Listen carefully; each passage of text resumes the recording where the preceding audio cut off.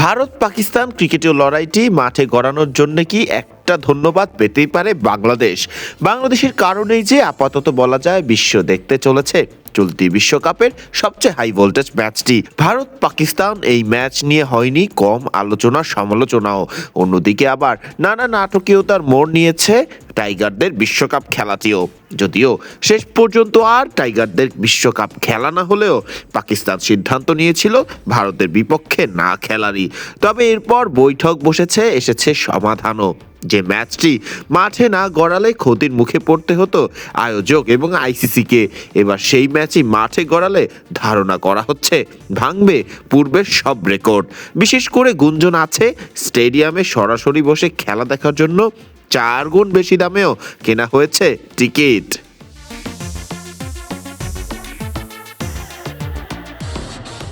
চলমান টি-20 বিশ্বকাপে এই দুই চির প্রতিদ্বন্দ্বীর মুখোমুখি হওয়া মানে উত্তেজনা কয়েক গুণ বেড়ে যাওয়া।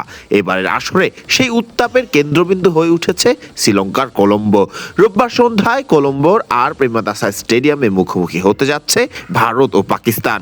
ম্যাচটি ঘিরে এমন আগ্রহ তৈরি হয়েছে যে স্টেডিয়ামে 35,000 আসনের সব টিকিট আগেই বিক্রি হয়ে গেছে।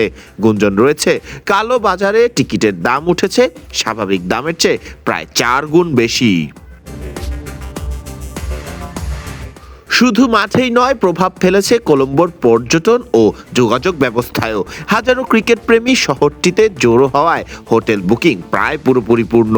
যেসব হোটেলে সাধারণ সময় মাঝারি দামে ঘর পাওয়া যেত সেখানে এখন ভাড়া দ্বিগুণ বা তারও বেশি। একই চিত্র আকাশপথে। চেন্নাই ও দিল্লির মতো বড় শহরগুলো থেকে কলম্বোগামী ফ্লাইটের ভাড়াও বেড়েছে উল্লেখযোগ্য হারেই।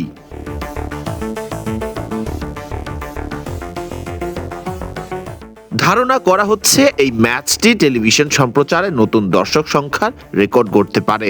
ভারত পাকিস্তান ম্যাচ মানেই বিশ্বজুড়ে বিপুল দর্শক। অতীতেও বিশ্বকাপে এই দুই দলের ম্যাচ কোটি কোটি মানুষ দেখেছে, আর এবারের ম্যাচে সেই সংখ্যা আরও বাড়তে পারে বলে ধারণা করা হচ্ছে। শুধু ক্রিকেট নয়, এই ম্যাচ শ্রীলঙ্কার অর্থনীতির জন্য ইতিবাচক বার্তা নিয়ে এসেছে।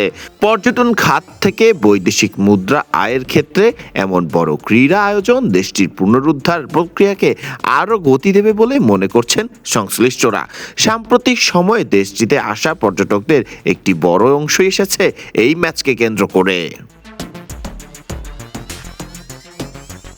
টি-20 বিশ্বকাপে এ গ্রুপে দুই দলই এখন পর্যন্ত সমান শক্ত অবস্থানে রয়েছে। রোববারের ম্যাচে জয়ী দল সরাসরি জায়গা করে নেবে সুপার 8-এ।